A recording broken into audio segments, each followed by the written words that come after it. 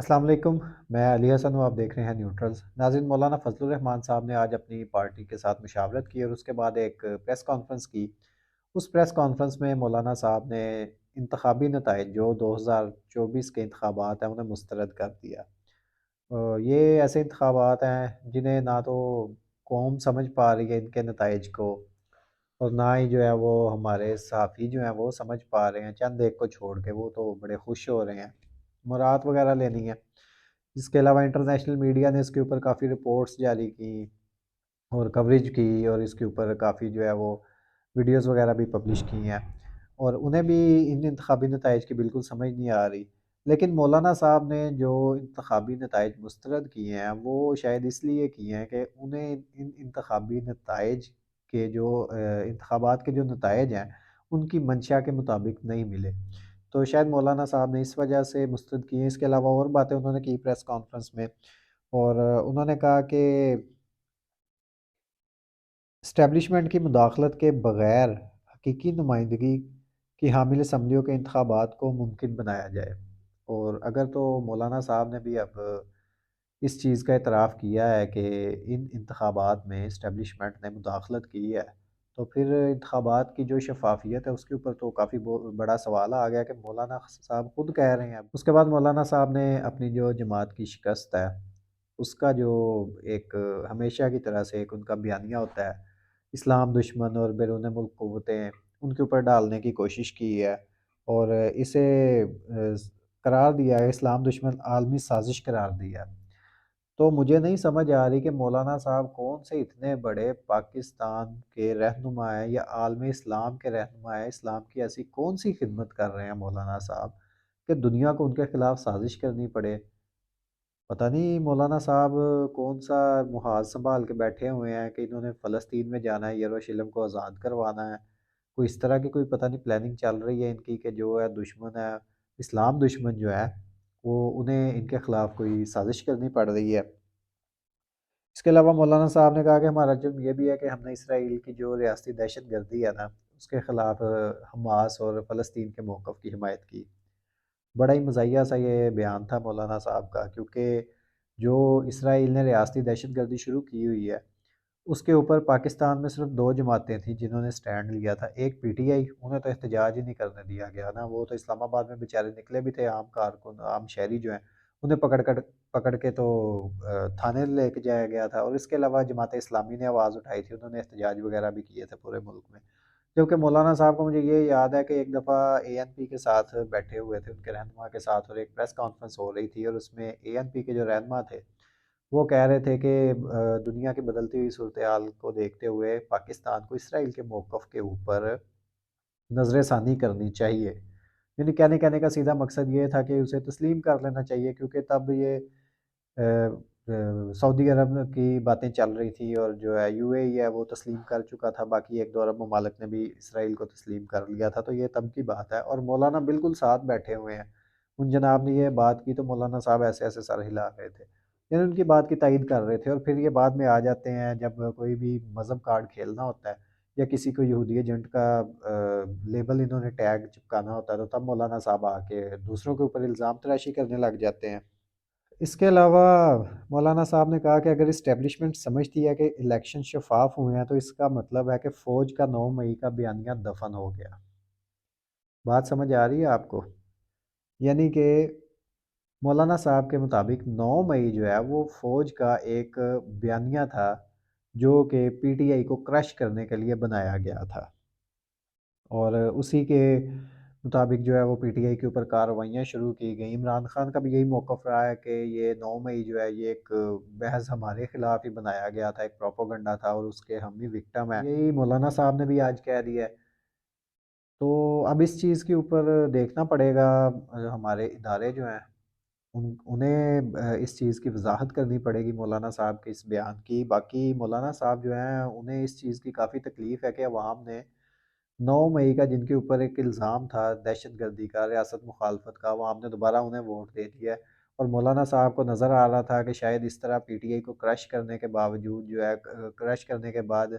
کے پی جو ہے وہ انہیں حاصل ہو جائے گا، اور وہاں پہ وہ کوئی نہ کوئی سسٹم چلا لیں گے اور اپنی جو ہے وزارتیں وغیرہ انجوائے کریں گے، لیکن عوام نے یکسر مسترد کر دی، اس وجہ سے مولانا صاحب کو اس چیز کی بھی بڑی تکلیف ہو رہی ہے۔ اس کے علاوہ مولانا صاحب نے ایک اور الزام لگایا کہ کچھ اراکین جو ہیں انہوں نے رشوت دے کر اپنی جو ہے وہ جیت خریدی ہے، یہاں تک بھی مولانا نے کہا کہ لوگوں نے پیسے دے کر اسمبلیاں تک پوری خرید لی ہیں، اور مولانا صاحب کا یہ الزام بڑا سنگین ہے۔ مولانا صاحب کو خود بھی اس چیز کی وضاحت کرنی چاہیے اور بتانا چاہیے کہ وہ کون لوگ ہیں جنہوں نے پوری پوری اسمبلی خرید لی ہے اور عوام کے مینڈیٹ کا بالکل احترام نہیں کیا۔ اور اس کے علاوہ آخر میں مولانا صاحب نے بڑی مزے کی بات کی، وہ مولانا صاحب نے کہا کہ ہم جو ہے نا اس اسمبلی میں جو ہے وہ ایز اے اپوزیشن بیٹھیں گے، اور ایک صحافی کے سوال کے جواب میں انہوں نے یہ بھی کہا کہ ہم نون لیگ کو ووٹ نہیں دیں گے وزارت عظمیٰ کے لیے، اور میں دعوت دوں گا میاں نواز شریف صاحب کو کہ وہ آ کے اپوزیشن میں بیٹھیں۔ مولانا صاحب آپ کو خود یہ بات سمجھنی چاہیے، آپ نے کتنا بڑا مذاق کیا میاں صاحب کے ساتھ، کہ جنہوں نے اگر میاں صاحب نے اپوزیشن میں بیٹھنا ہوتا تو انہیں یہ پاکستان کے آئین اور قانون کی اس طرح سے دھجیاں اڑانی پڑتی، کبھی بھی ایسا نہ کرنا پڑتا۔ پچھلے تقریباً 1 ڈیڑھ سال سے جو ملک پاکستان میں ایک ڈرامہ چل رہا ہے، سارا کچھ میاں صاحب کی وجہ سے ہی تو چل رہا ہے، کیسے ان کی سزائیں معاف کی یا کیسے انہیں آ کے یہاں پہ سرکاری پروٹوکول دیے گئے، اس کے علاوہ ان کے جلسے کس طرح سے کروائے گئے، سارا کچھ میڈیا پہ آتا رہا ہے، سوشل میڈیا پہ آتا رہا ہے۔ تو میاں صاحب اتنی تگ و دو کے بعد جو 15 16 ان کی جو سیٹیں ہیں انہیں جس طرح سے بڑھا کے آروز نے انہیں کوئی 75 سیٹیں کر دی ہیں، اس کے باوجود اگر انہوں نے اپوزیشن میں بیٹھنا اتنی ذلت کما کے، اس کا کیا فائدہ؟ ذلت کما کے ہی اگر اپوزیشن میں بیٹھنا تھا، اس سے بہتر یہ نہیں تھا کہ یہ سب کچھ نہ کرتے میاں صاحب، تو شاید انہیں کوئی 35 40 سیٹیں مل جاتی اور وہ اپوزیشن میں بیٹھ جاتے۔ تو میاں صاحب تو اپوزیشن میں بیٹھنے کے لیے بالکل نہیں آئے، وہ ایک اقتدار کے لیے آئے تھے، لیکن شاید اب انہیں جو ہے وہ لال جھنڈی دکھا دی گئی ہے، اور ان کے چھوٹے بھائی کی جو پرفارمنس رہی ہے پچھلے 15 16 مہینے کی، اور ان کی تابع داری کو دیکھتے ہوئے میاں صاحب کو سائڈ پہ کر دیا گیا، اور اب جو ہے چھوٹے بھائی جو ہیں ان کا نام آ رہا ہے کہ انہیں بنایا جائے گا وزیر اعظم، نامزد کر دیا گیا ہے۔ اور اس کے اوپر بھی بڑی دلچسپ صورتحال رہی سوشل میڈیا کے اوپر، مسلم لیگ نون کے جو رہنما ہیں، ووٹر سپورٹر جو ہیں، سوشل میڈیا یوزر ہیں، بڑی انہوں نے نا آنسو بہا بہا کے اپنی جو ہے وہ ویڈیوز پوسٹ کی اور تحریریں لکھی، اور میاں صاحب کے قصیدے سوشل میڈیا کے اوپر چل رہے تھے، تو میں حیران ہو رہا تھا کہ بھئی تم لوگوں کو رونے کی کیا ضرورت ہے؟ تم لوگوں کو کیا ملا ہے آج تک؟ میاں صاحب کے خاندان سے باہر آج تک کوئی چیز گئی ہے؟ وزارت عظمیٰ میاں صاحب کے پاس رہتی ہے، وزارت اعلیٰ پنجاب کی بھائی کے پاس رہتی ہے، ٹھیک ہے، اور خزانے کے اوپر انہوں نے اپنا سمدھی بٹھایا ہوتا ہے۔ اسی طرح سے جتنی دیر بھی انہوں نے حکومت کی ہے اسی طرح کی ہے، بس ایک دفعہ مجبوری میں شاہد خاقان عباسی صاحب کو وزیر اعظم بنانا پڑا تھا، کیونکہ میاں صاحب خود نااہل ہو گئے تھے، اسمبلی میں کوئی رشتہ دار ہے نہیں تھا، تو چھوٹا بھائی اس وقت وزارت اعلیٰ پہ بیٹھا ہوا تھا، تو اگر چھوٹے بھائی کو الیکشن لڑوایا جاتا اسے وزارت اعلیٰ قربان کرنی پڑتی، اس وجہ سے پھر شاہد خاقان عباسی صاحب کو بنا دیا گیا وزیر اعلیٰ،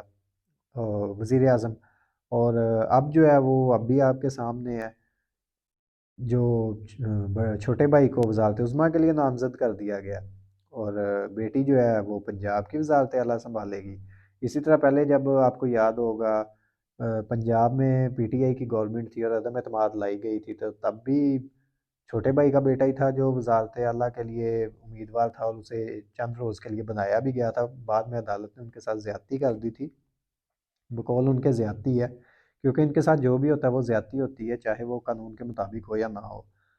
تو صدارت وہ بھی گھر میں رکھی ہوئی ہے، بڑے میاں صاحب جب نااہل ہوئے تھے تو صدارت چھوٹے میاں صاحب کے پاس آ گئی تھی پارٹی کی، تو یہ اسی طرح چلتا ہے اس خاندان میں۔ باقی جو ہے نا وہ سب کیڑے مکوڑے ہیں، وہ تو اصل میں خاندان کی سٹرینتھ اتنی نہیں ہے کہ وہ پوری پارلیمنٹ اور اسمبلی کی پوری سٹرینتھ کے مطابق اگر ان کا خاندان ہوتا نا، تو یہ وزیر شزیر جو باقی ہیں نا، یہ بھی ان کے اپنے ہی گھروں میں رہتے، اور وزارتیں ان کے اپنے ہی تمام خاندان کے پاس رہتی، باقی جو وزیروں کا تکلف ہوا ہے نا یہ نہ کرنا پڑتا۔ تو میری آپ لوگوں سے گزارش ہے، آپ لوگ بس انجوائے کریں، ڈرامہ شرامہ دیکھا کریں ان کا، اور عوام کے لیے تو یہ آتے نہیں ہیں، اپنے کاروبار تو ان کے لندن میں ہیں، اور اگر عوام کے لیے کچھ کرنا ہوتا تو 35-40 سال بہت ہوتے ہیں، تو آپ کو رونے کی ضرورت نہیں ہے، یہ صرف اپنا اقتدار انجوائے کرنے آتے ہیں۔ ہاں آپ کی ان کے ساتھ سپورٹ ہے تو وہ آپ کا ایک میٹر ہے، ہم اس کے اوپر کچھ نہیں کہہ سکتے، آپ کی جذباتی افیلیشن ہو سکتی ہے لیکن اتنا جذباتی ہونے کی ضرورت نہیں ہے۔ اب تک کے لیے اتنا ہی، آپ سے اجازت چاہوں گا، دعا میں یاد رکھیے گا، شکریہ۔